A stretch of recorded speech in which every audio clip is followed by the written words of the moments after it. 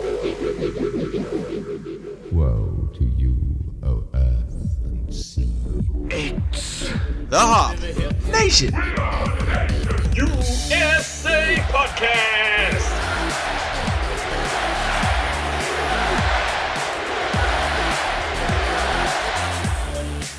It's episode 194 of the Hop Nation USA podcast, and we're still on Zoom, and we're still doing our thing, and we're still chugging along as I am one shot away from being double doses, and we still have Adam to get vaxxed up, but sooner than later, we will be back doing live shows.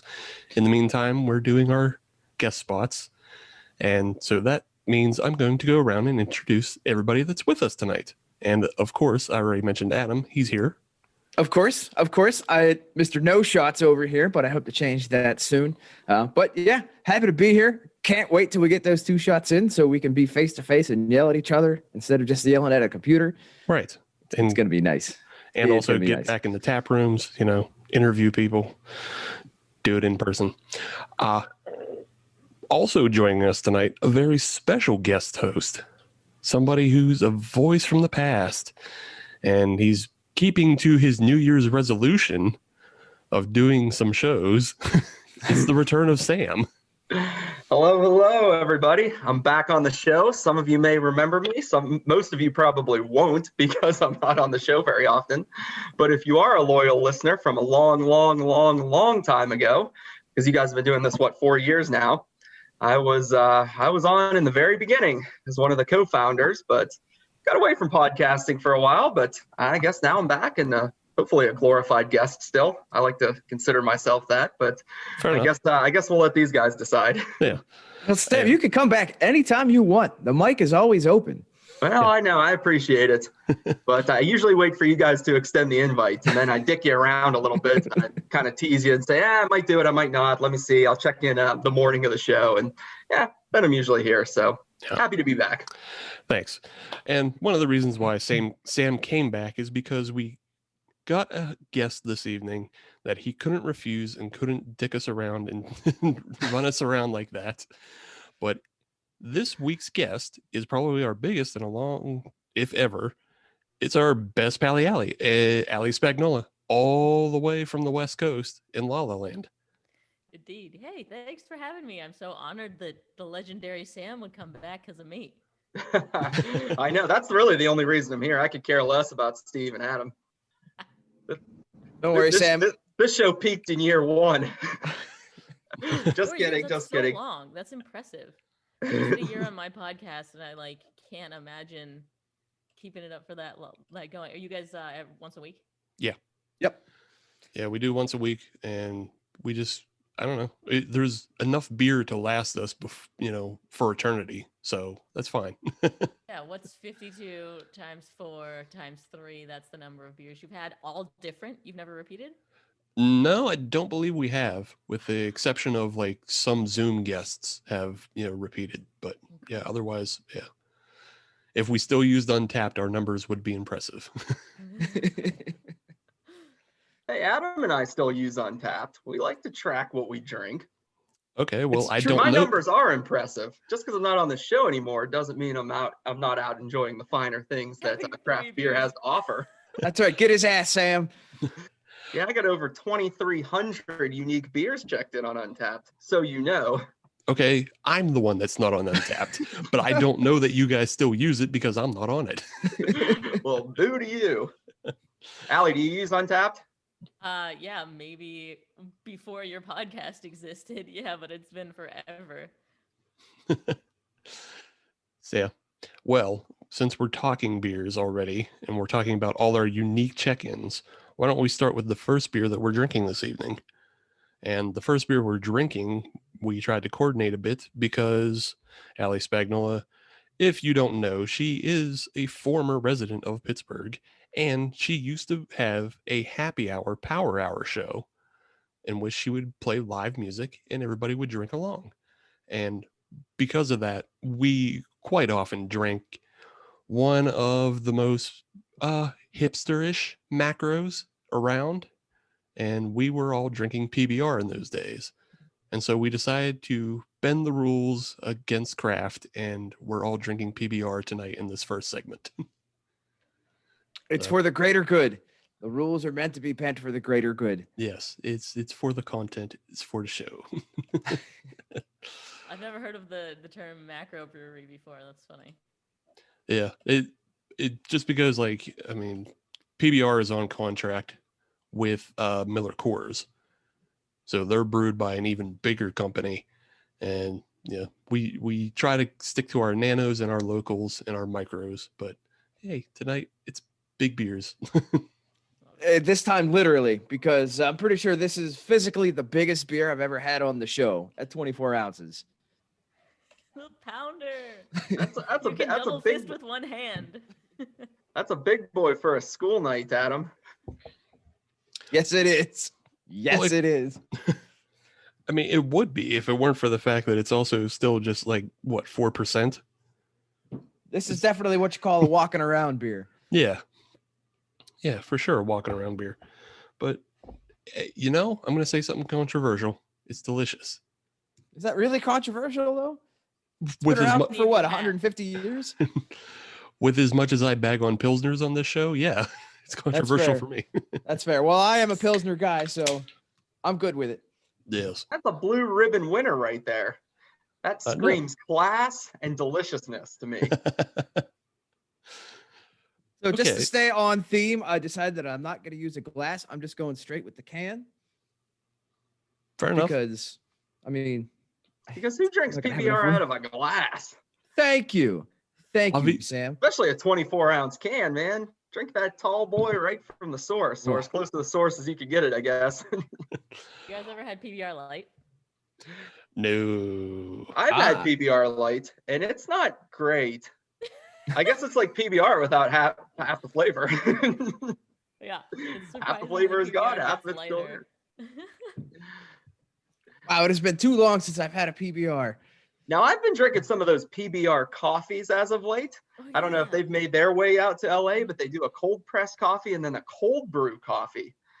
Cold press, okay, but the cold brew, absolutely fantastic. It's like drinking one of those frozen Starbucks Frappuccino things, but with booze in it. Yeah. So it saves you the trouble of having to go to Starbucks, buy one of those, and then dump booze in it. Just by Yeah, the the PBR trouble can. of making excuses about day drinking. I can't drink Exactly. coffee at night. I have to get drunk right now. Yeah, coffee will keep you up. Exactly. You can't do that. So Coffee and beer, a killer combination. yeah, so I don't, you know, this might not be your thing, but and Sam, I don't know if you've heard of this either, but in California there is specifically THC infused PBR coming out as well. Oh, is there? Yes. Isn't I it did like not a know that. seltzer? It's not a beer. Yeah, it's like a lemon seltzer. Yeah. Yeah. And technically, god awful. No, not Yes. gonna lie. All and right, actually, I Alan. don't think it's a Pabst Blue Ribbon. I think it's a just from the Pabst Labs, I think they call it. Yeah, it's called the Pabst Labs, and then it's just a company that gets What to use. scientist is putting on his lab glasses at Pabst Labs? He's thinking, I mean, if they paid good money, I'd go work at Pabst Labs. Yeah. I think we all would. And you probably don't need like a degree, Oh. you know, in one of the fields of science to do it. Do you need a chemistry degree? A chemistry Or do you just need degree. to be creative and know how to brew beer? Well, I mean, at that point, since it's seltzer and weed, it's more of like, do you have a horticulture degree or food sciences? That's about it. And maybe chemistry. All Yeah, I right, think- Allie, there's your assignment. You got to find this beer, try it, and report back to us. Also, find out what it's like to work in Pabst Labs. wait, is it CBD or THC? Oh, it's THC. Okay. Yeah. Interesting. It's the real deal. Yeah. Yeah. I believe it's like a Crossfaded in a can. right. I believe it's like 5 milligrams. But yeah, that's their new lane of following the hipster trends. You know, we do hard coffee and then we do weed drinks. Is So I'm curious what the next lane would be. I don't know where else you would go after that. mushrooms, Yeah. LSD, Yeah. Yeah. PBR, Molly? meth, Maybe some Molly? Who knows? 24 ounces. Psilocybin blue ribbon. I'll probably throw some Oxycontin in there, maybe. Mm. Why not? Yeah, they're not a West Virginia-based company. Oh, poor Mountain. I wonder if you could submit ideas to the Pabst Labs, because I mean we just came up with some great ones here. See what they'll come up with next. What will we do next? Follow I want Pabst recovery Labs on beer, which is Instagram to canned find water. out. All right. Well, let's move on. Let's stop talking about Pabst. Let's talk about our guest. She's far more interesting and important than whatever her PBR is up to. And you can quote us on that. Yeah, especially because we can't get half of that stuff anyway. We're in PA. But yeah, as I mentioned at the top of the show, Allie Spagnola is a former Pittsburgh resident. She's also just a YouTuber now. She's an artist. She has her own fitness channel. She makes music. Is there anything I'm missing that you would like to add? Probably. I'm bad at picking things to do. I'm more like bad at stopping things and do too much. We know you're also a Bitcoin owner. A Bitcoin millionaire. Oh, and an idiot for talking about it. Everybody that's like Bitcoin rich is like hush hush because they don't want to get hacked, and I'm like busy making a viral video about how much Bitcoin I have. And then Lord knows how many people have offered you Bitcoin investing advice, and yeah, getting into crypto. Not gonna do anything with it. That's my advice to myself. So I'll admit I don't know the backstory on the Bitcoin. How did that all come to be? If you don't mind me asking. Yeah, sure. It's a weird story. I love weird stories. Let's hear it. I have an art project where I give paintings away for free. Actually, I went to art school in Pittsburgh, Carnegie Mellon. Oh, right on. And I started giving away paintings in galleries there, and then I started giving them away online to go bigger. And back in 2013, I gave one away to this dude who was really into Bitcoin. He was like, hey, you should check out Bitcoin. It's like this new, cool, totally safe and normal thing. And I was like, yeah, okay, sure. Right, dude, because no one knew about it back then. But he convinced me to sign up for an account, and he sent me a Bitcoin for a painting of a Bitcoin. And then cut to 2020, and I was like, oh, wait a minute. Everyone keeps talking about that thing. I should go look at my account. So I had a Bitcoin from then that was worth $50, and now it's like, I don't know, 60K or something, whatever one Bitcoin is at right now. It. So that was crazy that he just like gifted me something that was, I mean, $50 value. And now, of course, the painting that I gave him, I'm sure is worth millions because I'm a famous YouTuber. So it was an equal trade. That's awesome. Yeah, I didn't know about that story. Yeah, it's pretty nutty. So at this point, have you heard about NFTs as well? Yeah, I totally want to start minting them, mostly because Logan Paul already did it. Are you kidding me? Did you see that? I did not see what he's selling as an NFT. That.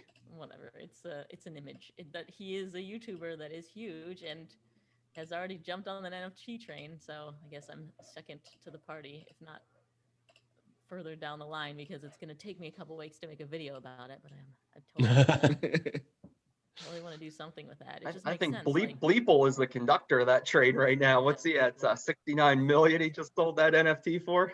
So cool. Oof. Bleeple. That's a lot of PBR. Yeah. That's a lot of everything. Yeah, that's a lot of anything you want For a to JPEG. That's just PBR. You just buy Pabst for that. But you can make some type of digital rendering of a PBR, and you could sell that as an NFT, or make PBR into a meme. Sell that. Right. Well, I think NFTs you can sell literally anything, right? Anything that's digital. Pretty that much. Somebody doesn't already own the rights to. Yeah, which is why selling a PBR NFT without PBR's permission would be hard. Well, just go into Photoshop and take PBR off the label. I don't know. As an artist, as a painter, I'm allowed to represent PBR in my paintings. That's legal through artistic expression. So I wonder about NFTs because they're considered art. It's a whole different world, though. Let's find out. By just getting try it. PBR to sue us. No. Hey, everybody. It's your best pally Alley. This week I got sued by PBR. Hey, legal cases have worked for me in the past. True. So, just for a little backstory on that, you're referring to when you were doing the Power Hour, and some dude was actually trying to trademark the phrase Power Hour. Oh no, I meant that time Or- I got arrested. Oh, Just okay. kidding. Yes. Oh, okay. Yes, I meant that. Yeah, I was playing Power Hour shows. Like the game Power Hour is not something I invented, nor did this gentleman that trademarked the word Power Hour, but he was claiming that was his and told me to stop playing my shows and selling my album. And so I took him to court, and it cost me a whole lot of money, but I won, and now everyone can do Power Hours without paying that guy. Hooray. You are definitely a modern day hero, I'll say that. Thank you, I know. Hero of the working class. I believe there's a Dropkick Murphys song about it. Listen to that. It's St. Patrick's Day, right? Hey, happy holiday, guys. Yeah, as we record, yeah, it is St. Patrick's Day. We got green. That's right. I got my green shirt on. Actually, I'm going to stand up here for a minute now that you said that. It's actually a St. Patrick's Day shirt. This is Opliplius, the drinking monkey from Drinking Made Easy. With Zane Lamprey. With Zane Lamprey. Yeah. Oh, that's a throwback. I haven't thought about that in a long time. Yeah, I haven't either. Oh yes. Have you ever seen the show, Allie? Drinking Made Easy? Or Adam? Have you guys seen it? I'm aware of it, but I thought it just sort of disappeared like 5 years ago. I'll admit. The show's not on anymore, but Zane Lamprey's still doing all kinds of crap. He opened a clothing line called Adventure, and I think he's got now another web show where he's going around the world drinking again. He was doing that before in Three Sheets, I think. I don't know. The dude is an idol, right? Everything he does is what I want to do with my life. You know what? I bet he works at Pabst Labs. He may. And if not, I guarantee he's been in Pabst Labs. The dude is famous for literally going around the country and the world just drinking at cool local pubs and, talking about craft cocktails and just all kinds of fun stuff. He actually this summer is doing another craft brewery tour where he goes to craft breweries around the country and does stand-up. How about that? I actually met him at Southern Tier down on the North Shore one time. He was down there promoting his Adventure clothing line. So Janie and I went down. We saw him. We met him. Took a picture with him. It's awesome. Thanks. Is Sam. that Joe. is that picture What's Zane framed Lamprey gonna and be in your on the living show? room? Thanks, Sam. Sam, We should yeah, have Allie tell some stories. You Or think? I'll never shut up. You think? I gotta get everything I want to say on this episode for the year because God only knows when I'll be back. So Right.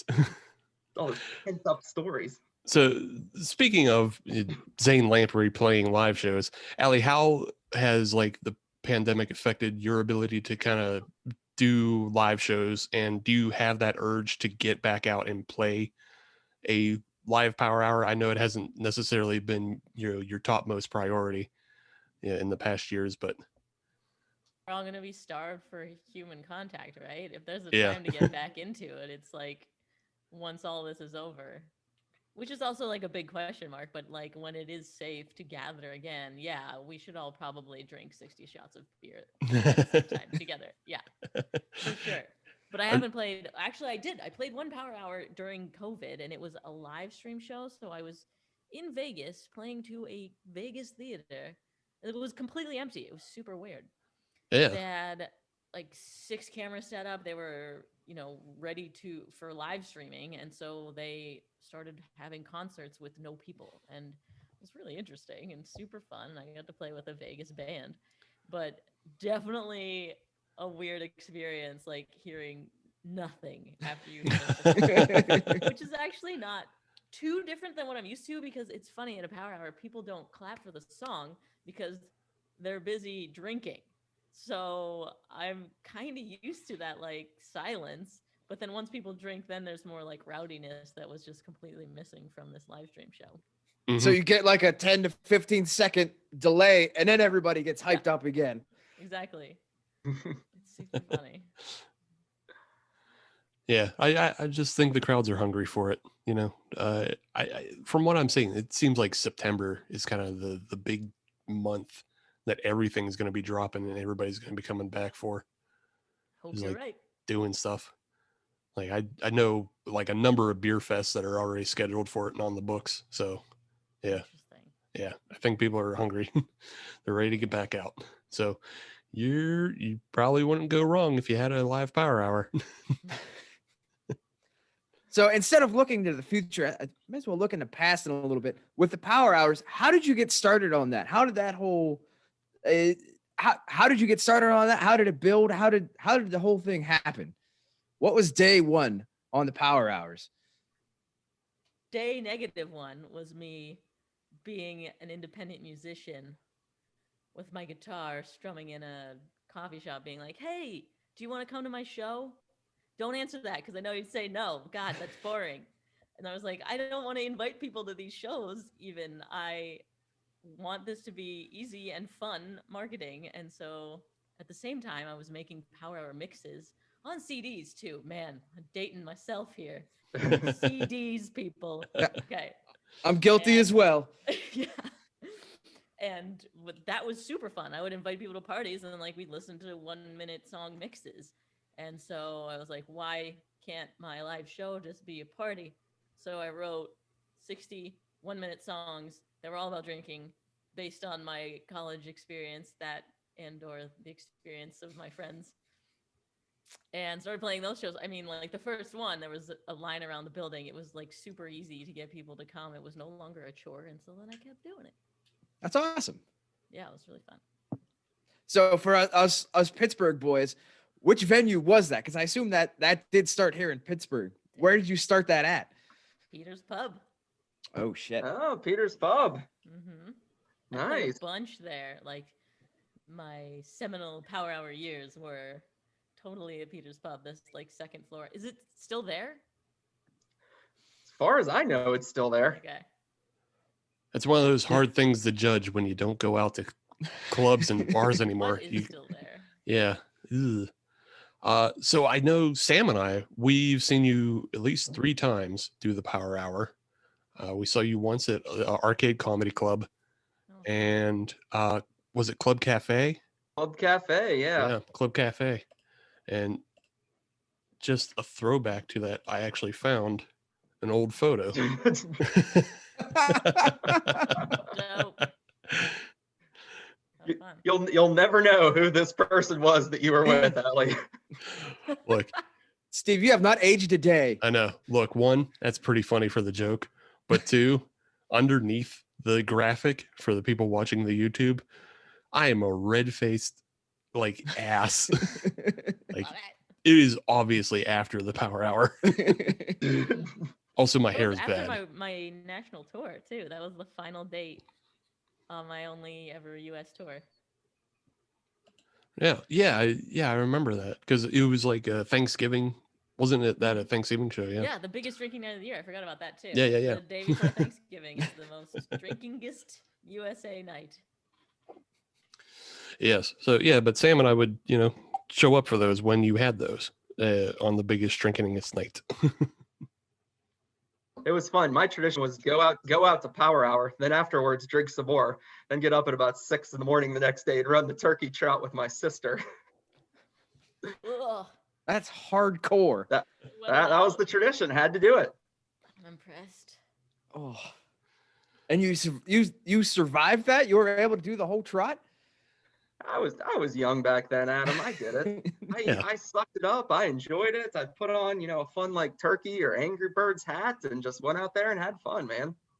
You forget how much better shape Sam is in than the rest of us. That's very true. Well, very true. Not so much anymore. I've kind of let myself go over the last couple of years. Not like let myself go, but I'm working out like I used to. But I have a child now, so but you're still way more in shape than Adam and I, so it's still scales just because you got older. Well, I haven't seen Adam in like a year, so I don't know. Maybe now he's big and ripped, and he'll be ready to run Pittsburgh Marathon come May. Spoiler alert! No, no, not at all. All right. Well, let's come back to the PBR that we're drinking. Adam, what are your thoughts? We've been using the term throwback a lot during this segment. And yes. This beer is no different. I've drank gallons of this stuff back in my day. It's kind of good to get back into it, but I'm also glad that I only have the one. because full disclosure, I'm probably going to get into another beer in the next segment Yeah. because I have spoiled myself with beer. Yeah. That's how I've done it. Sam has let himself go, and that's how I'm letting myself go, is just drinking stupid beers now. Mhm. So that's what I'm going to do. But no, PBR, it's a classic. If you drank it when you were 21, you're going to drink it when you're 35. You're Yeah. still going to like it. It's like a warm blanket of nostalgia. Yeah, I totally agree. It's been easily over a year since I've had one of these macro level beers. Just because, we all went into the buy local phase of life. But yeah, drinking this again, it reminded me that I still love PBR, I still love Old Style, and I probably still love Lion's Head, even though I haven't had any of those in a long time. But And at $1.39 for a 2-4. yeah, that's crazy. That is fantastic. I can't remember the last time I paid under $3 for a beer. Right. Yeah. If desperate times come around again, yeah, I'll get myself in a couple more 2-4s of PBR. I'm all right with that. Cool. All right. Well, we're going to take a short break, and then we're going to come right back, and we're going to come back with Allie, and we're going to talk more about her YouTube channel and her fitness channel and get to learn a little bit more about everything that she does and how she stays so positive. So we look forward to that. Join us in segment 2. Welcome back to episode 194 of the Hop Nation USA podcast. It's segment 2, and we're still joined by our best pally, Allie, all the way from California. And Sam has showed up as well, and hopefully he can keep his Zane Lamprey boner in check through this segment. Not a sentence I thought I'd hear this episode, but here we are. Well, maybe he shouldn't be fawning all over Zane Lamprey when we have somebody else on as a guest. Zane Lamprey's autograph here on the Please tag for my little plush monkey. See that? Zane Yes, Lamprey. we see. Yep, we see it. So, Sam, are you basically just sending his kids through college through all the No. merch purchases? I'm trying to get him to send my kids through college, Adam. He's the one with the buddy and the cool job and the beer tour and the clothing line. I don't have any of that. In this episode, Sam begs. All right, let's move on to the beers we're drinking. And, I'll go first. I can guarantee Adam switched it up, and I definitely did too. But I switched, and I went all the way on the other side of the spectrum because I'm both drinking local, and I'm drinking something goofy, and I'm drinking something that's not a Pilsner. This comes from our friends in the McKees Rocks, Abjuration Brewing. This is their chocolate hot pepper stout. And as you can tell from the label, it's a little ghost. So that gives you a hint of what pepper was used. Serrano? Oh, ghost pepper. That's so cool. Yes. It's 6.8 on the ABV. It's a nice drinking stout. You definitely smell ghost pepper on it, but it's honestly not that spicy. Is there still the level of chocolate in it, though? Oh, yeah. So, this is version 1.6 of their hot pepper chocolate stout. They've done a number of versions with different peppers. I think this is the first one they did with the ghost, though. It's still very chocolatey. It's still very smooth and drinkable. But I could suggest this one to anybody. Like in the past, we've had some hotter pepper beers, but this one I could suggest to anybody, no matter what your palate tolerance is. So you don't have to worry about having to be a pepperhead or anything like that to try this beer. Yeah, you don't have to be a Hot Ones contestant. Well, that's good. Don't they say you shouldn't give ghosts chocolate? No, that's dogs. Oh, that's dogs. Okay. Well, what if it's a ghost dog? Well, then definitely don't give it chocolate because Jack Skellington would be Probably a mad. ghost because it had Yeah, chocolate. it's 0. Well, yeah, if you give a ghost dog chocolate and it died because it ate chocolate, does that bring the dog back to life? I don't know. It might just go to double dog heaven. Someone needs to get into the Pabst labs and start conducting experiments. Adam, what are you drinking? So I did switch it up, I'll admit, but I am keeping it local.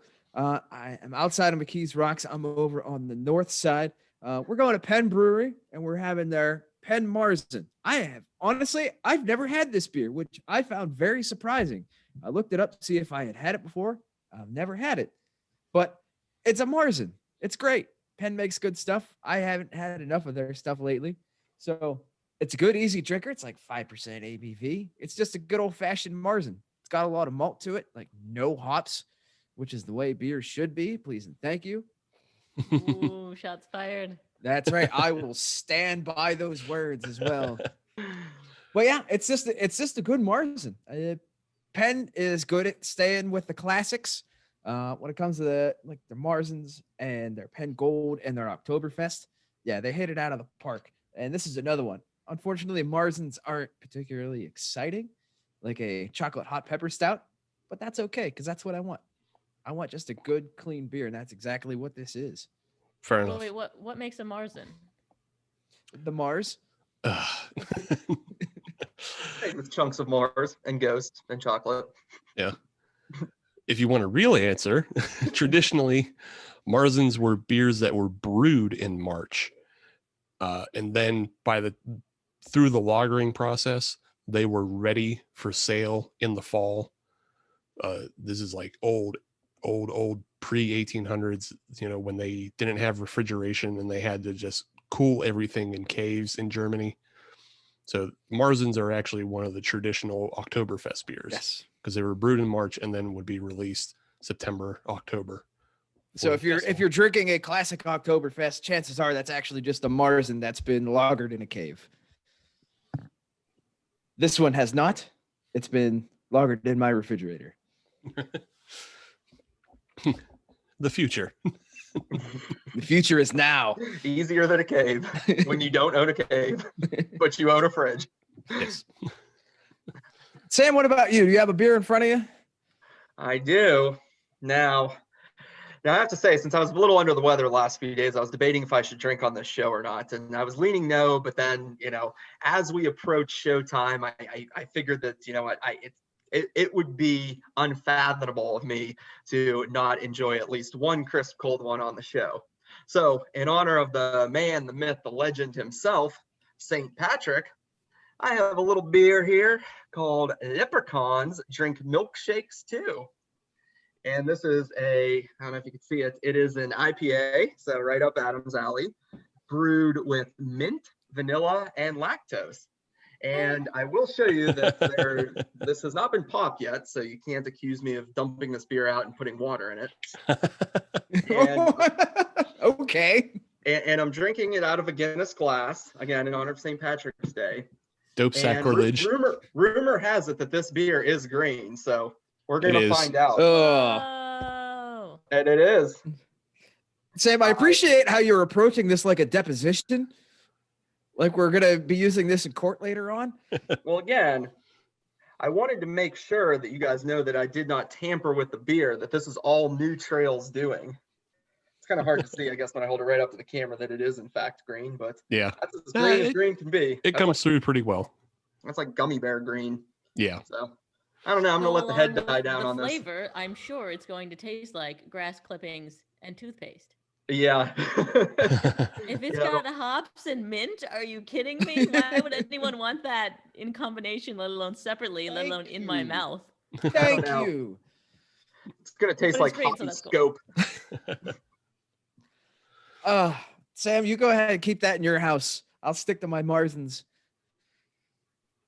What's the verdict? Why are you chewing like a horse? Yeah. Grass. Yeah, that's a weird one. That definitely kind of tastes like grass clippings and toothpaste. Yeah, you guys ever use that chloroseptic spray? Oh yeah. You have a sore throat. It kind of tastes like that, except a little bit hoppy and bitter on the back end. Yeah. Oh. Hell yeah, I was addicted to chloroseptic as a kid. I got mad strep throat. You should try this beer then. I actually do have one in the fridge. So. Oh, do you? Yeah. Yeah. So that's what I'm drinking, and I will be the rest of the show. Okay. Now, I'm gonna need a full update tomorrow. Will your toilet look like what that cup looks like right now? I sure hope so. Me too. Because that would be awesome. It would remind me of my St. Patrick's Day fun on the day after St. Patrick's Day.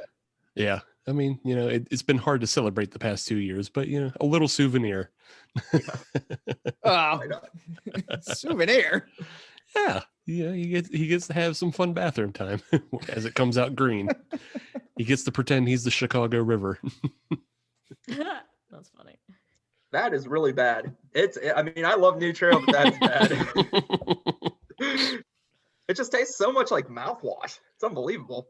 Yeah. Did the lactose not help? Because No. well, why that's in there either. Let me ask you ever mix your mouthwash with milk? Because if you have, it'll probably taste like this beer. Honestly, it sounds like mint ice cream mixed with mouthwash. Maybe that too. Let's Yeah. go with that. Ugh. Sam, did you say All what of the the above. ABV was on that? Let Only me look. 7.5. I say you're gonna That's get right. Yeah. 7.5. How about wow. that? Very Good good. call. Yeah. So if you drink 2 or 3 of those, Whisperer. yeah, he Yes. knows. Yes. I'm a New Trail whisperer. That's pretty much all they put out is double IPAs that are goofy as hell. True. Oh, hard pass. That's a torture beer for me. Torture beer for me. I love IPAs. I'm a hotbed. All right, let's move Yeah. back. Allie, Yeah. what are you drinking? Oh, I have another PBR. Yeah, just sticking to the PBR here. Oh, nice. Yep. Tastes the PBR. same. Actually, weirdly, probably has more flavor than PBR because it's got raspberry in it. Ooh. So, irrespective of what Allie's drinking right now, I got kind of mad when I went to Kroger the other day because I was looking for their root beer seltzer. They I had didn't know that was a I thought you thing. were in Pittsburgh. there's a Kroger in Weirton. It's You can close go enough. down to West Virginia and go to Kroger. Yeah. Mhm. Whoa. I'm not in Pittsburgh proper. I'm in the rural, woody. The You can only outskirts. go to John Outskirts. Eagle. Yeah, no, I still go to John Eagle, but when I go to John Eagle, they don't got Kroger brand seltzer, and they definitely don't have root beer brands seltzers in John Eagle. You gotta get Kroger, and that's where they got. But Kroger didn't have it either. I was upset. Bummed me out. Was their beer selection still trash? Yes. That's disappointing. Yeah. But not unexpected. But you know what? Just to move forward, Adam, I think you and Allie would have a lot in common because, as Adam has already been yucking at IPAs, Allie also yucks at IPAs. And on her fitness channel, she did a beer mile and decided to chug IPAs as part of that beer mile. And Why would you run to do that to yourself? That's just Was the mean. worst. Like you did that to yourself. It's not like somebody else picked the beers for you. No, actually, technically, yes, because the person I was competing against, my roommate loves IPAs, and she was like, "Let's do it," and then didn't think about the fact that you have to chug on a beer mile. She was just thinking about that she thinks IPAs are delicious, which is a horrible opinion. Now, which IPA did you go with? Because some are a little more bitter than others. There were 4 different ones. Oh, honestly, and variety I don't even remember. They were, but you know what? There's so many different ones, and guess what? They all taste like IPAs. Tell me like there's like some varying degree of chewing on a citrus rind, but it's all the same. In the order of keeping this podcast moving in the right direction, I'm just going to keep my mouth shut with that Oh, go comment ahead. about how they all taste the same. Yes. That. Yeah. Defend Don't worry, your grass Allie. clippings, go. Yeah, I'll back you up on that. Don't you worry. Yes. Yes, Sam, you and I both have more refined palates, but I was just bridging a gap and making conversation. But I mean, that's kind of, that's some of the content you can find that Allie makes on her YouTube channels. She has 2. And I would say her main one, though, is more of a focus as a maker and an artist channel, which, I really enjoy, like a lot of the maker channels that are out there, like William Osman. If anybody's watched him, he does a lot of engineering and BattleBot stuff. and then Allie is a lot more of an arty bend, but still you put together like all kinds of, one of your most recent ones is making a quote doorstop piano, but still there's a lot of technicalness behind it and playing it, and it was an interesting video, as well as you have converted your apartment into Pee-wee's Playhouse, and it built things out of Amazon boxes. So I just wanted you to like talk about like how do you come up with these maker art projects, and how long do they usually take? Yeah, I never talk about how long it takes, which is funny. I don't know how I come up with them. I'm just trying to think of what would be a cool thumbnail and title. Like what would be remarkable that would grab someone's attention, and also a thing that I want to do.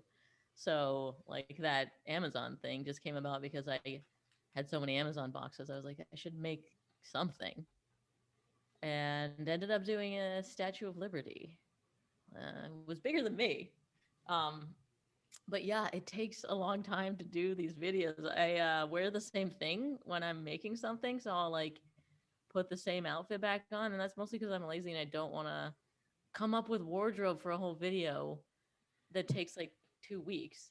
So I end up like putting on another wife beater and jeans, and people think that I'm just like throwing this thing together in a day, but that is not the case. Actually, the one that's coming out, actually, because you guys are publishing after recording, it will already be out, but this will be the first one where I didn't wear the same thing the whole video. So like you can tell that it's taking forever. I'm actually standing in it right now, but I converted my gym to a speakeasy. There's the bar. That's a protein shaker. Actually, like a protein dispenser. We got a mini fridge on the wall. There's a like wine rack and shot glass holder. Oh, there's my shots key. Anyway, this whole space that I'm in right now, my gym, has been converted to like a weird fun house. Like but yeah, that took me. I'm still not done. It ended up being 2 episodes because it was so much stuff, so many ideas, and it's been like months that I've been working on this. So I guess this one is like one of the biggest projects that you've done then. Yeah. Like if it's taken, yeah. Yeah, one of the bigger ones. Yeah. Can I say that I have to appreciate that you brought the shot ski into the speakeasy? Yeah. Well, it's a hockey stick. I gotta represent my Penns, but Nice. It's got the shot glasses on it. So it's a slap shot ski. Oh, that's so good. I'm so mad that I already filmed that part. I would have used it. Why did I think of that? Please be the first comment on the video saying that. I can make that happen. Nice. That is pretty creative. Is there going to be a password, or how are people going to find out about the speakeasy? How do you get the drink there? They have to watch this episode and know that this converts into a bar. Otherwise, that's it. Okay.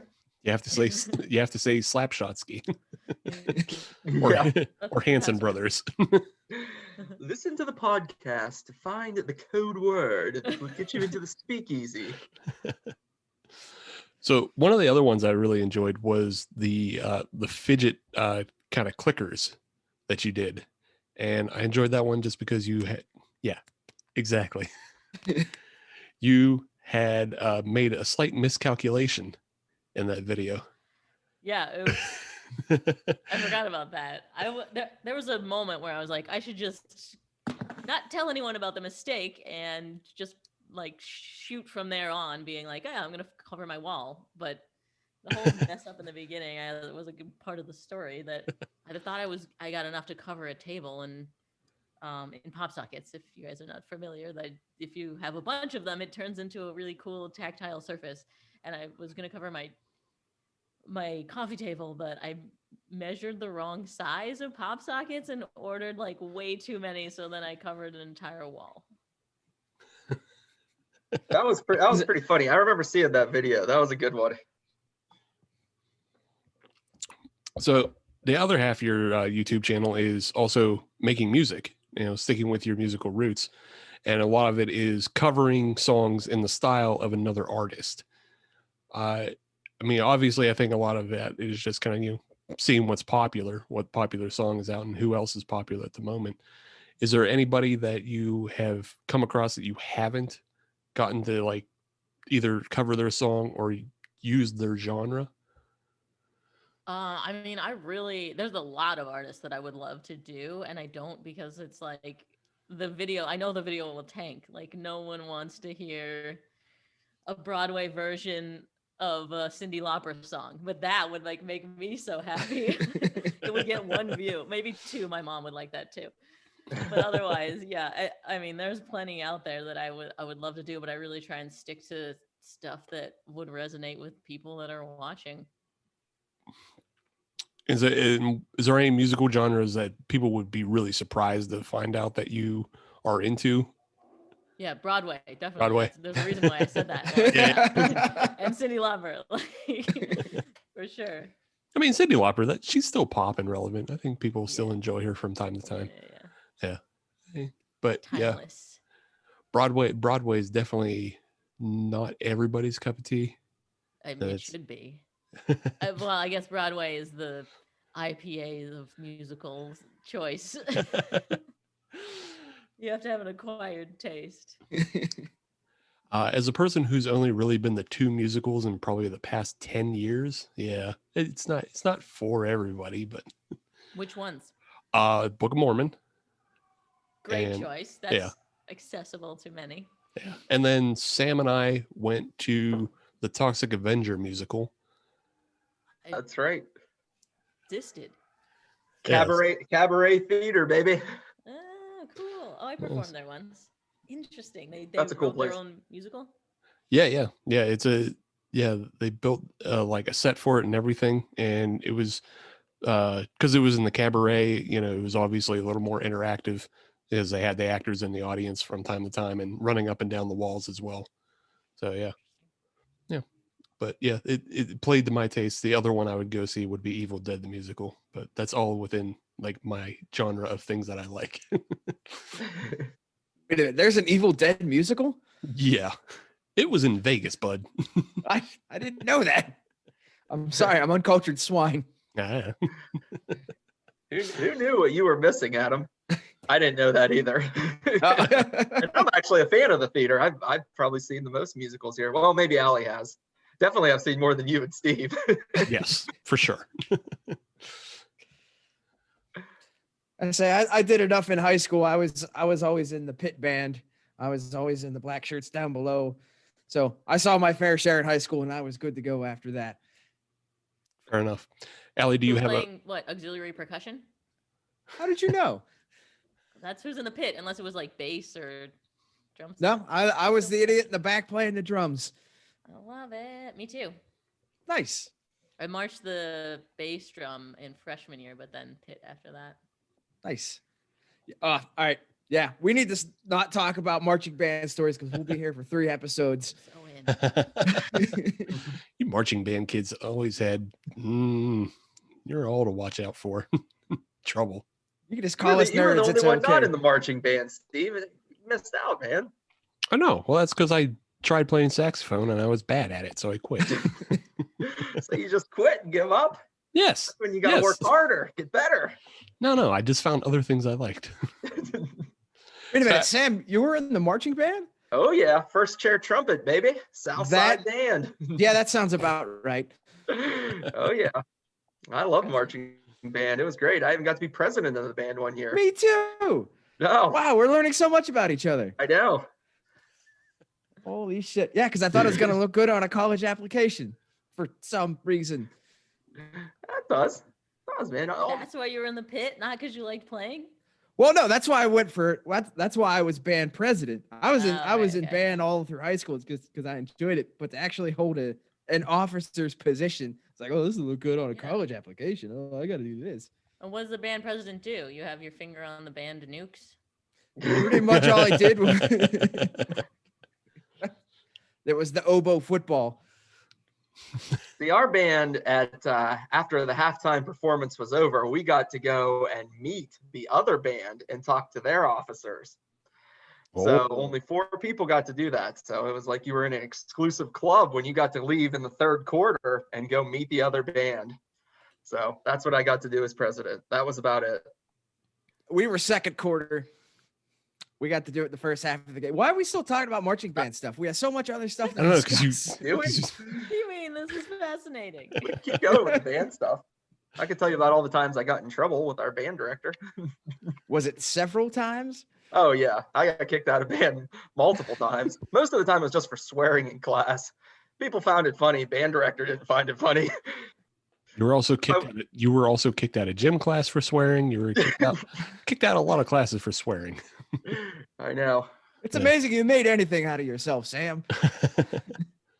Allie, were you ever kicked out of class for swearing? Were you as Not for awful as swearing. these others too? I was kicked out of band though. Like not just the class, like was not allowed to be in band anymore. Oh, so you were like that full takes the expelled. cake. She got a Serious band ejected banned. from band. I was back the next day. I was also a competitive dancer at the time, and like our band was super competitive, and both of those things started ticking up in practice time, and I couldn't make it to band as much, and so it was like, you missed too many practices, you were ejected. And then the next year he like begged me to come back because that he needed someone to lead the pit, and I did not. Suck it. I hope he's listening right now. I can't even remember my band director's name. Look at You me find now. it- I make music on YouTube, dude. If you find his Twitter handle, we'll tag him. Yeah, Perfect. there you go. He's currently sitting in a high back leather chair, swishing whiskey around in a tumbler, just remembering the year he could have had. Like, if I could have just had her back, we would have gone farther than anybody. We could have made it to States. I forgot about that till just now. Ridiculous. Yeah, we were the exact opposite. We did not do any competitions or anything like that. It was football games, basketball games, and orchestra for pit. That was about it. We were a very laid back group, and I was happy for it because I was the same way. I had other activities that, you know, if I had to do a whole bunch of stuff after school, sorry, not going to make the cut. Fun. that was an awkward pause right there. Yeah, can't Like, relate. all Well, right, well, yeah. do we talk more about band, or do we let Steve chime back in Yeah. and move us forward? well, I can't relate, so I was going to see where you guys went, but yeah, if you guys are done with band, we can move on. Are we done, guys?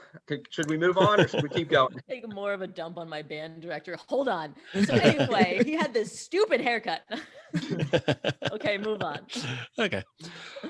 So the other half of kind of what you do as an influencer and what you do as an internet personality is you have a pretty hard fitness channel, and as well as it's also I would say a majority of your Instagram nowadays of just, you know, how you stay fit, working out. What kind of kicked off you getting into, you know, fitness as much as you did? I always was. It was just recently that I showed people. Like I mentioned, I was a competitive dancer, so that was like physically taxing at a young age. I like was always active. It just was recently that I realized that people are watching Instagram on the toilet and don't want to unmute. So my lifting videos that don't need audio did better than my songs. So I started putting more and more of that up. But I've always been, like into fitness and such. Interesting. I never thought about that of the muted versus unmuted side of things. Yeah, well, everyone's crapping in lockdown now, but before when they were in stalls and wanted to be quiet next to other people, just in general, I feel like if an Instagram video requires audio, then it's going to perform not as well. Right So on. you see a lot of people captioning too. You should sneak some audio into one of your lifting videos. Like maybe you're doing some deadlifts and you put in some grunts or something. That way, when somebody's watching one of those videos on the toilet and they think there's no audio because none of the previous ones have had audio, then the new one will, and it'll just blare out loud in the bathroom and maybe lead to some embarrassment. Maybe not. But Sam, if it's just grunting on the toilet, then it's expected. Well, that is true, I guess. She's got to slip in like animal noises, like an Good elephant point. or dogs barking. That's what's unexpected. Good point. Gotta keep those Instagram watchers on their toes. So one of the things that you did as part of your fitness and just general health is you have this injected glucose monitor. How did you come upon that? Because I've never even heard of such a thing. And then it just like it's an app that you use all the time in your videos. Yeah. I came across it. Actually, it was just an Instagram ad that they were running. I was already planning to do a video where I did a finger prick every like 30 minutes and graphed it by hand and talked about what my blood glucose was doing throughout the day, affected by food and stress and sleep and whatever. And then I saw what Levels was doing. That's the company that does this continuous glucose monitoring app for people who are non-diabetic. And I was like, whoa, this will hurt significantly less than stabbing myself multiple times. And I hit them up, and now I have one and have made a bunch of videos about it. It's really interesting to see like what your blood sugar does in real time, because it's not something that people think about at all. And I mean, Levels is aiming to change that and put it in the forefront of our minds and help people use that to be healthier. Yeah. And I think one of the more interesting videos, especially as it relates to this show, is you recently tested the healthy alcohols in conjunction with your glucose monitor. How good were those alcohols? And is there any one that you're actually, sticking with as like a go-to drink? Yeah, they all were good. I am unbiased except for IPAs. I will drink anything except for IPAs. And so I enjoyed them all, and some of them gave me more hangovers than others. All of them gave me really good blood glucose response, which was really interesting. But my favorite was Pulp Culture. I felt awesome the next day. I don't know. I mean, maybe it was a fluke. I definitely need to do more testing, but it's fermented, so that also helps with a bunch of other stuff in your bodily system. I was not bloated the next day, and it tasted decently good. It was, on a scale of like chocolate stout to IPA, it was definitely closer to chocolate stout. Oh man. As Adam, all things you in really life should found be. your best pally here. Don't worry, I've dumped on my band director more than you. It's fine. So after you got a hold of this, was there anything that affected your blood glucose that you didn't expect, or see any unexpected results? A ton of things. It's crazy. All of these health foods are a lie or not. It's really interesting. So I had been eating oat bran every day because oat bran is low on the glycemic index, so it should make your blood sugar more stable than, say, pasta, which is delicious and I would love to be eating as an Italian. But I was replacing all my pasta with oat bran because it's also high in fiber and a health food. And then I tested, and oat bran made me basically diabetic. Like, I spiked so high, it was crazy. And which is bad. That means I'm storing fat. I'm getting closer to diabetes. I'm getting inflammation. Like, a host of bad things happen when you spike. And this was like a high spike. Then I had pasta, and it was like a perfectly beautiful flat graph, which means I sustained energy and my body used it really well, and it's really good for my metabolic health. So I can't believe I was eating oat bran for years and suffering because I'd rather eat pasta. Now I just eat a ton of pasta. So did you just take the oat bran and just throw it right into the garbage? Yeah. Actually, it's just getting old in my cupboard. Oh. Maybe I'll use it for a video sometime. No, haven't eaten any since. But what's interesting is that you could have exact opposite, right? You could really love oat bran. I mean, it has nothing to do with how much you like it, but you could get a terrible response to pasta and have a great response to oat bran, and it's has nothing to do with the food. It's all about who you are, your microbiome, your genetics, your activity level. Like there's so much that goes into it, and we could have equal and opposite responses. So I can't even say to you like, stop eating oat bran because it might be really good for you. And that's why Steve and I, with our Eastern Bloc blood, will always recommend pierogies and halushki. Hells yes. Pierogi I halushki is stuff of cabbage. And as another Italian, I mean, to just hear that story is just music to my ears, because I never thought all the pasta I ate was the healthiest food ever. But now, based on what you just said, Allie, that's what I'm going to eat at all times. It's all personalized. You might have a shit response to pasta. Nope, he's not hearing that. All good responses on this end. Breakfast, lunch, and dinner from here on out. The point is that you can't have like a universal diet that everyone should follow because everybody's different. That's really interesting. Soylent Green, knocked down right here on this show. Gonna do some macaroni in the morning, then some cavatelli for lunch, and some linguine for dinner. Maybe to top it all off, some stuffed shells for dessert. Nice. Well, I think for my personal diet, I'm going to stick to the Abjuration chocolate hot pepper stout. Because look at that transition. Well, because hot peppers are an endothermic reaction, and that's how I get that. It's healthy. But yeah, no, it's a really great beer. I love Abjuration, and they rarely ever go wrong.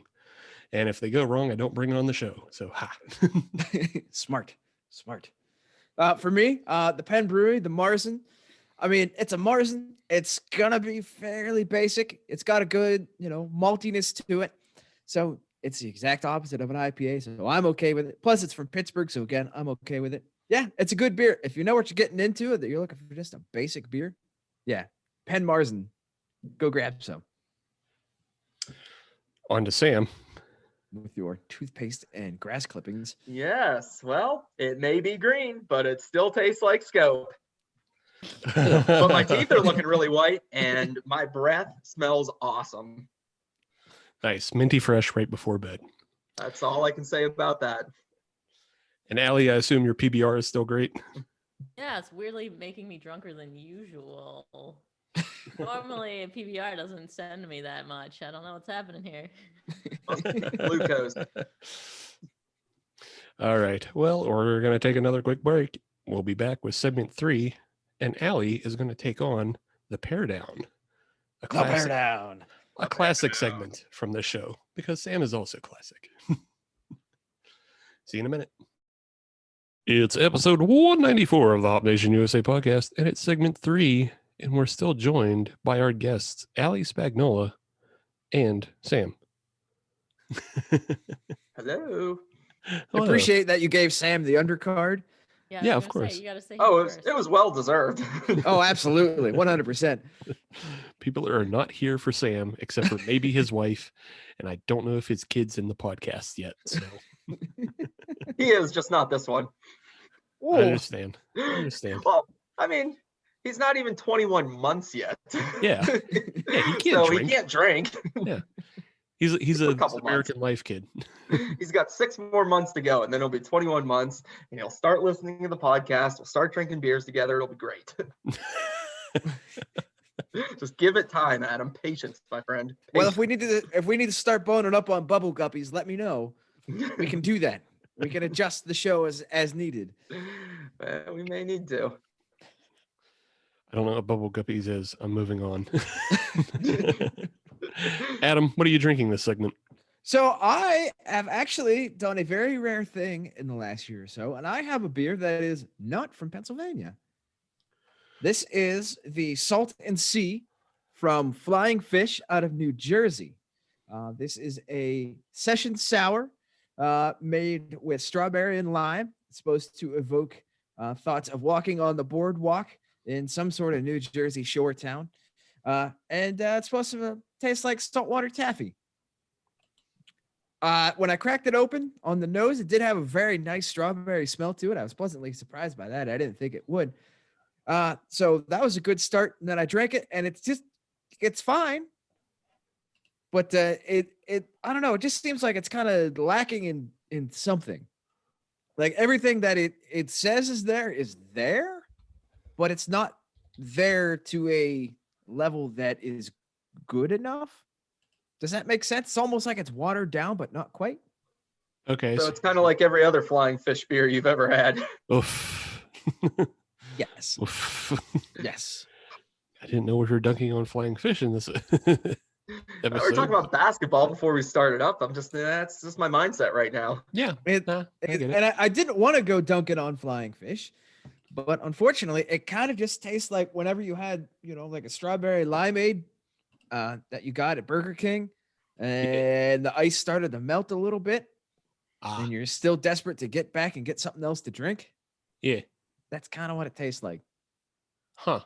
Watered down strawberry limeade. Sorry to hear that. That's okay. Okay. You'll be fine. It's not going to hurt We'll you. be fine. That's right. We shall persevere. Yeah. So for me personally, I actually did have the beer that Sam had been drinking lined up for this segment. St. Patrick's Day and all. I was going to drink that New Trail, like I said, I had it in the fridge. But Sam completely. A second opinion. Actually, no, you completely turned me off. But look at these old teeth, dude. They're so white. That's great. I'm Sounds glad you're great. happy. I instead went with the other green beer I have in my fridge, which is the Smooshie by Shoe Brew out of Zelienople. And it is meant to mimic the Shamrock Shake from McDonald's. It gets close. It definitely hits like all the mint and the milkiness and the creaminess. It hits all those notes, but it's also a sour. Yeah. No? Why you gotta hate on sours? There's nothing wrong with a sour. Did I say hate? I said weird. Because tart mint, tart, I don't know. tart mint is just as weird as grass mint. Yeah. Mint is very selective with who it can play with. Yeah. Mint can play with chocolate. And those are the only two they get to hang Got out. it. And that's it. That's it. Maybe coffee. I do. How thick is that beer? Because I've had a couple smooshies and they're chewy. So I'll give it props for that. It's thick, but it's not chunky. Mm.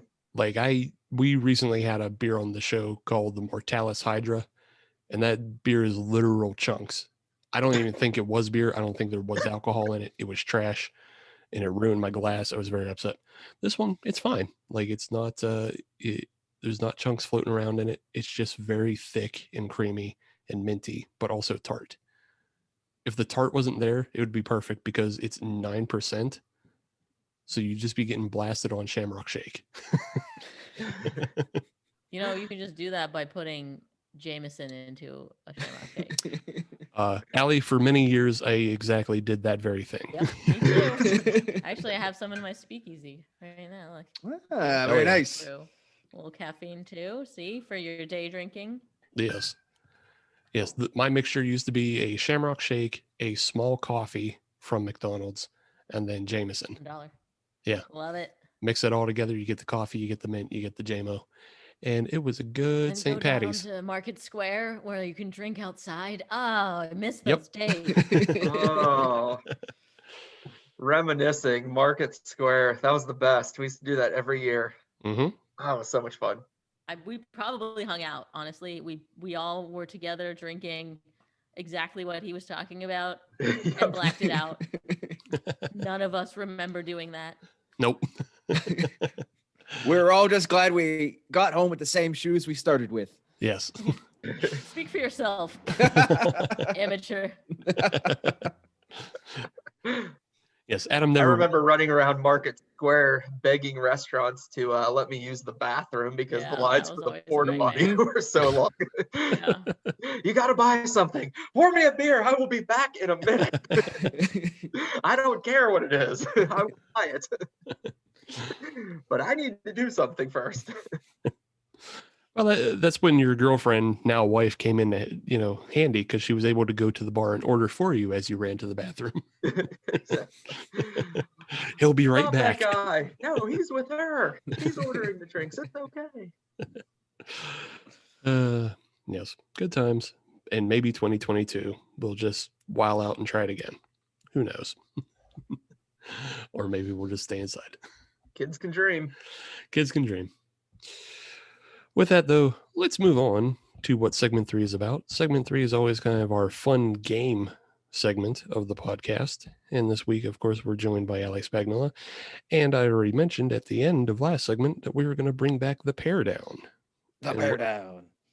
And what the Pairdown is we simply give people some of their favorite activities and things they like to do, and we ask them to pair them with their favorite alcoholic drinks, usually beer, but we'll open it up if Allie has a cocktail or a healthy alternative that she wants to suggest. I mean, we don't really drink healthy on the show, but she can maybe help our audience.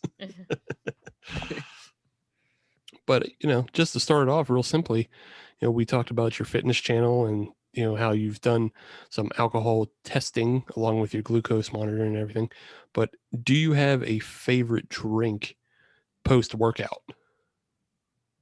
Ooh. Favorite drink post-workout. It's got to be, like PBR, like a lager, something super drinkable that will probably make me more sober than drunk. I used to joke that I drink PBR to sober up. Yeah, But, I think a lot of people did. Yeah. It's a great hair of the dog beer. Kills two birds with one stone. yeah. Sobers you up and cures your hangover. If I could give a suggestion, though, we've talked about it in the past on the show about Radlers. Have you ever gotten into a Radler or know what that is? No. Okay, so a Radler was actually developed in Germany for biking enthusiasts, and it's a blend of beer and lemonade. So it gave them like sugars as well as the electrolytes from the beer. It's like a beer mimosa. Yeah. Yeah, exactly.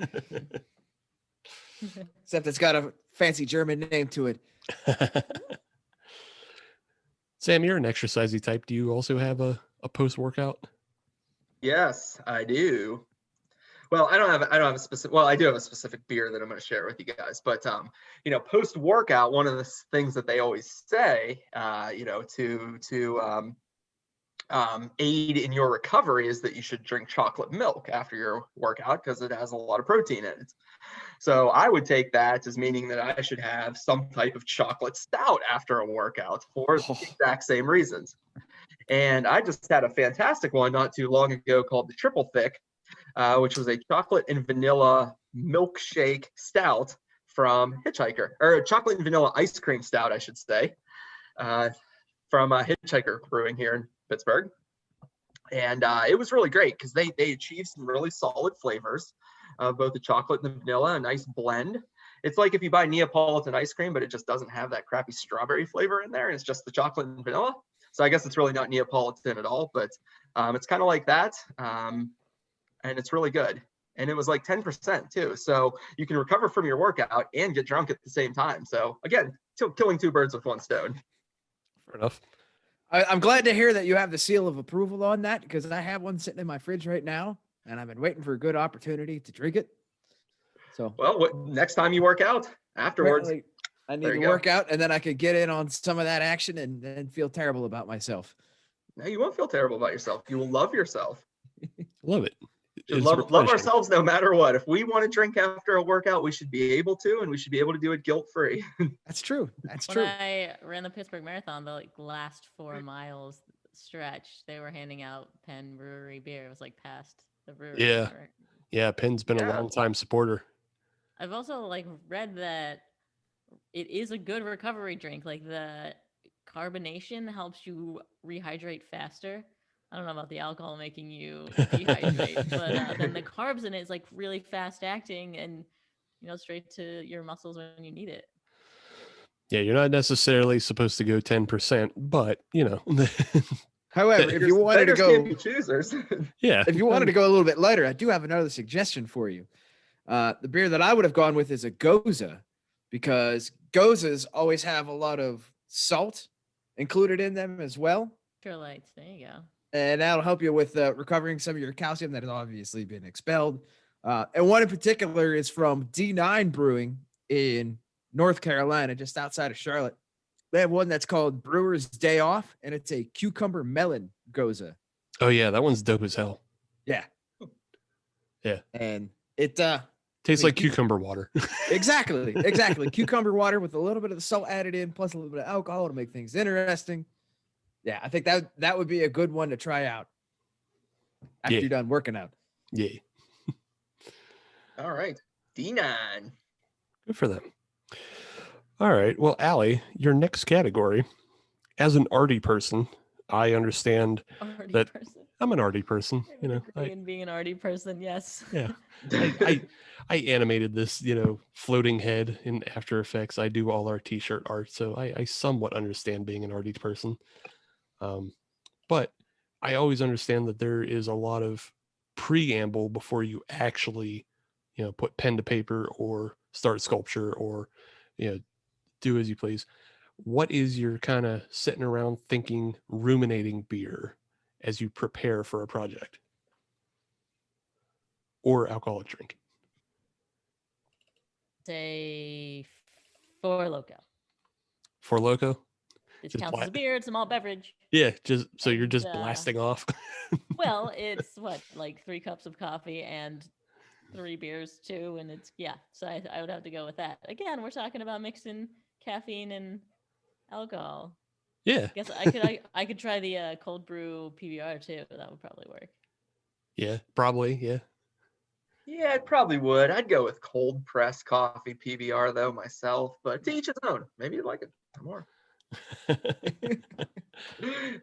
So I can attest to one of the t-shirts that we have available, the Live Laugh Lager. It was designed on an 11% coffee stout. So Allie's not too far off. When you get into coffee, caffeine, you get the ideas flowing, but also you fuzz your brain up a little bit.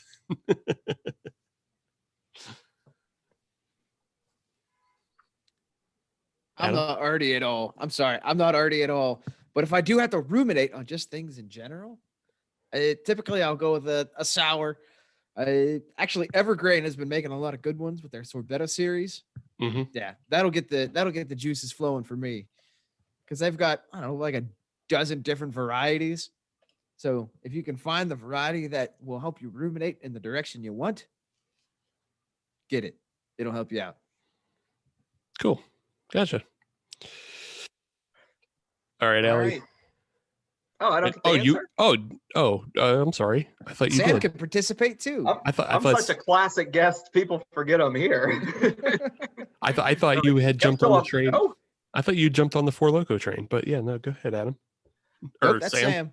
Adam just went. Oh, I don't even know my name. I am fading off into oblivion here. Oh, this milkshake IPA ruined me. Make more shows. Sorry, dude. I guess so. Yeah. This is your penance. I'm such an infrequent guest. Even the hosts don't remember me. So yeah, I guess what all I was gonna say was, man, if I'm getting myself in an artsy mood, I'm going classic. I'm skipping the beer completely and going with an old fashioned. I want a whiskey drink and something that's mostly straight bourbon. Because it'll just help me feel like I'm always on the precipice of something great. Because, who hasn't enjoyed a nice old fashioned and then come up with something awesome? Right.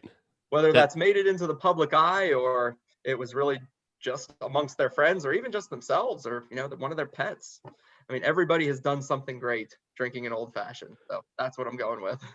That feels like an old, golden era writer, American novel type drink. Yeah, I doubt I'll write the next great American novel anytime soon, but I'll do something equally as great. Just give me some bourbon. But an old fashioned will make you think you can. Exactly. Yes. Even if it's just an illusion, that's good enough for me. Okay, Allie, your next category. And it's a little timely, but it's also going back to your Pittsburgher roots. I'm sure you've attended a Pittsburgh fish fry at some point. You have you been like one of those big boiler things where they throw all the crawfish on a picnic table? I've done that. So you've done a crawfish boil, but you've never done like a Pittsburgh church basement. Where you go to a Catholic church and you get fish in a plastic bag that usually has one of those like big yellow smiley faces on it. Thank you, come again. This is a Pittsburgh thing? Jeez. Yeah. I grew up Catholic too. I don't know. I guess we don't eat fish. I guess you grew up in the wrong neighborhoods because Yeah, what ours the are heck? full of church basement pierogies and fried fish. Huh. Yeah. Well, I maybe you can still just answer from the crawfish side. What would be your ideal beer to pair with, a crawfish boil, a fish fry, or, just seafood in general? Sure. Well, if we're talking Pittsburgh, I'm going Yingling. Light again, though, because I'm going to drink a ton of them. See, that's a good answer because if you go to a Catholic church, chances are the nuns already have that on ice ready to go. Mm, Oh, Yeah. yeah. Catholic Church, we're going to have wine, sacramental wine. Right? Well, I've been to a number of fish fries that serve beer in the basement of the church. They'll sell it to you for a couple bucks. Yingling's always there, and sometimes they'll have a craft beer or two. Yeah, those are If definitely. not, you can bring your own to most of them. They don't give a shit if you walk in with a cooler full of beer there. As long as you're buying the fish and donating, that's all they care about. Just put it in a McDonald's cup. No one's going to notice. I went to one 2 years ago. The pastor was walking around serving wine, literally in like Dixie cups to people for free. He was giving away the sacrament as long as you ordered fish. Oh, well, that was very nice of Father Salmonier. Sam, I think you and I probably have a very similar answer on this, though, that our preferred pairing would be Trogs Doppelbock. I mean, That might be yours. It's not mine. I don't know. I felt like that was a very fish fry answer. I do like that one though. It's a big like malt heavy Bock beer, which is good. But for me, I want to find the juiciest, dankest double IPA that I can because I want my fish tasting like a church basement and I want my beer tasting like a Pittsburgh basement. Oh, You go right ahead. Dank. It's got to be dank. Real musty. The mustier, the better. Well, it sounds like you need some platform so you can get some black mold in with your beers. dope. The funny thing is, I'm joking, but I'm not joking at the same time. Oh. Sam, I don't think you ever have to worry about me going in and invading your beer fridge anytime soon. You can invade it, but I don't have to worry because you will leave with nothing. You'll invade it, shut the door, and leave, and all the same beer will still be there when I get your fridge the next time. Yeah, It'll be like invading North Dakota. You get there, realize there's nothing worthwhile, and turning right back around and leaving. Yeah, exactly. It's like, this sucks. Oh, so North Dakota's full of IPAs, is it? Poor North Dakota. They don't I deserve don't to know be what's picked in on North like that. Dakota. Exactly. That's the way they like it. Adam, do you have a fish fry beer? I'll be honest, I really don't. It's been way too long since I've been to a fish fry myself. As a fellow Catholic, I'll be honest, I haven't been to a fish fry in a long time. God, we are the worst Catholics. Dude, they're doing pickup now. I've been to 3 this year already. Come on. No, now. even in the before times, I didn't go. No? No. I went No. in the before times. They do No. one at St. Columkille and Imperial. It's great. You don't even have to get out of your car. You drive up, they take your order, you park, and about 3 minutes later, they're saying, calling out your number and your food is ready. Nope. Thank I'm God. sorry. I always went with the cheese pizza and maybe a little pineapple if I was feeling good about myself. Excuse me, Sam. I think you You mean and St. Allie do have a Isidore. lot in common, Adam, and it's not just the fact that both of your names start with A. I'm sorry, no. I will chug a 6-pack of IPAs before I will put pineapple on pizza, you psycho. Dope. Oh my God. Get burnt. I will stand by my pineapple. I'm okay with that. Yeah, you shouldn't. It's good. Pineapple and jalapeno is a good combination on pizza. Sure, minus the pineapple. Nope. Agreed. Get them both. Get that spice, get the sweet. You're in Yeah. business. I would agree with that. I usually go pineapple and banana pepper, and then some of those big juicy tomatoes. Ugh. No, thank you on the tomatoes. No. Tomato Mm-mm. sauce on the pizza. Why Hard not no. put tomatoes on there. Nope. Ah. Great. Nobody I- agrees on pizza.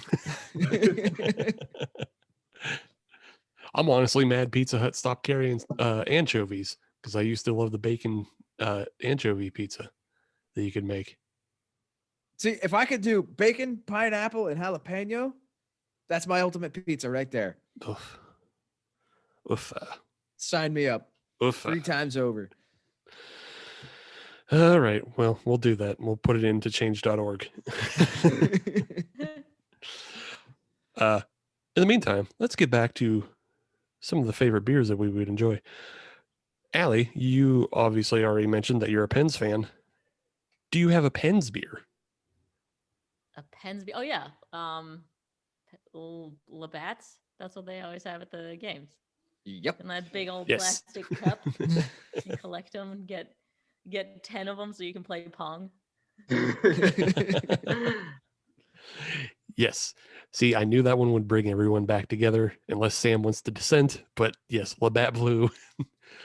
Dude, that's sacrilegious. When you're watching the Pens or you're at a Pens game, it's Labatt Blue or Labatt Blue Light. Either one is acceptable in my opinion, but you gotta go Labatt. Have to. Is there any other beer really to drink during a Pens game? Hey, I didn't know if you were going to say something else. I just wanted to, I just thought it would bring us all together, and we all agree getting blasted at the blue line on Labatt Blues and then heading into the game is a good idea. 2 1/4 for every draft during all Penn's games. They're on vinyl banners all over the city. Then it's like $12 when you get in there. That's how they get you. Well, that's why you get it at the blue line first. Mm-hmm. Well, you can buy one and milk it the whole game, or at least the first period. Then you got to buy another one, and then another one. That's not called milking it. That's just called drinking it. I Yeah. know. Plus, inside you have so many choices anymore, and Lord knows I'm sure you get back in there and it's going to have like Topo Chico all over the place and White Claw and Lord knows what else for exorbitant amounts of money. I'll stick to Labatt, please and thank you. Yeah, I think we all will. Yes. There's also I will also make a suggestion for a shot. It's been a long time since I've had one, but the half and half of a Liquor 43 and a Patron XO as a black and gold shot. Any Penn's listeners should really check that one out. It's pretty amazing. You get the. I don't know that I've ever had that. I think you had, because we were doing them at Blue Line, but you might have blacked that one out. But you get the sweetness from the Liquor 43 and then the coffee flavor off the Patron XO, and ooh, excellent. That goes really well with your Labatt. Well, it sounds like I got a weekend project then. Yeah, check it out. Top of a shot ski. Yeah, the slap shot ski. Yes. You got to serve that at the speakeasy, Allie. Yeah. Get that going, Pittsburgh style. Yeah, that can be your specialty drink for your speakeasy. The black and gold slap shot ski. Damn, that was rough to get through. But all right, well, Allie, I think you successfully passed the Pairdown. I think everybody has the proper etiquette, aside from pizza, to go out into the world and how to pair their drinks with activities. But with that, we just want to thank you for coming on the show. I mean, it's been really great having you, and we appreciate you taking your precious time out of your obviously over encompassing YouTube life that just goes like so deep with everything that you have going on there. But please take the time to plug all your channels and everywhere everybody can find you. Yeah, thanks for having me. And honestly, I think your listeners would like my podcast that's about drinking and working out. So go check out Total Fitheads. We only have one question that we ask every guest, and it's how do you incorporate alcohol into your training? We just talk about like a bunch of fitness and health and whatever stuff, but we make sure to be like, hey, so like, how are we going to chug beers and still stay fit, yo?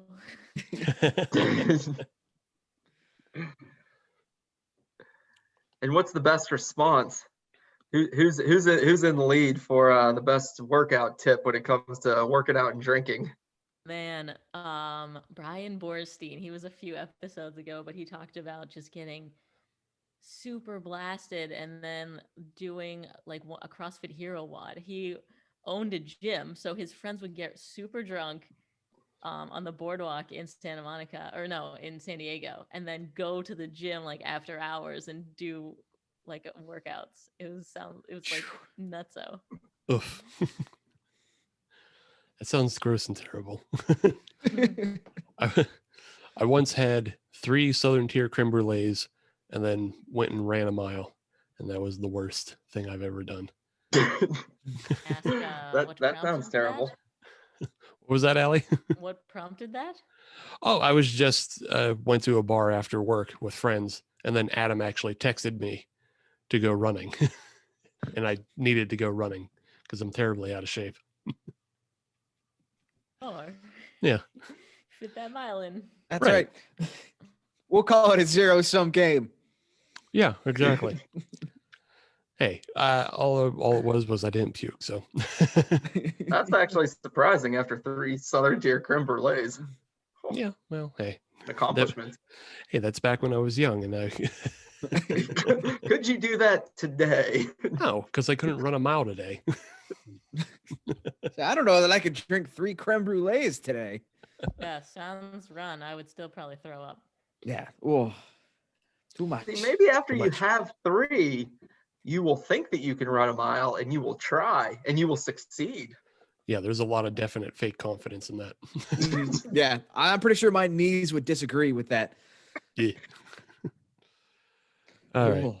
Well, yeah, again, anybody can just search Ali Spagnola and find your YouTube, find your Instagram, check out your videos. Obviously, you do a lot of great music, and if you're into art and maker projects, your channel is very good for that as well. If you want to find us on social media, all you have to do is search Hop Nation USA, and that'll get you Twitter, Instagram, and Facebook. And if you want to listen to brand new episodes of the Hop Nation USA podcast every Friday, as you should, then search Hop Nation USA on your favorite podcatcher like Spotify, Apple Podcasts, Google Podcasts, Stitcher, Podbean. We're on everything that starts with pod and ends in cast. But if you're on any of those platforms, leave a 5-star review because we are a 6 upside-down Christmas tree put up by your mother's show, but they only let us use 5. And that's a bigger crime than not matching your shoes.